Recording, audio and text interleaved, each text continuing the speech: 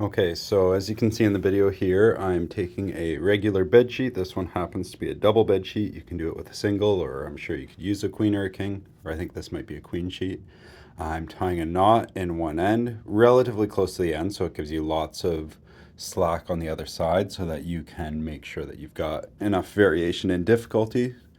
The longer it is, the more difficult you can make it. And then I'm tucking it up over the door, trying to get it about in the center with that knot, and then spreading it out so that the door will actually close. Depending on how your door is set up, you may have more or less space there.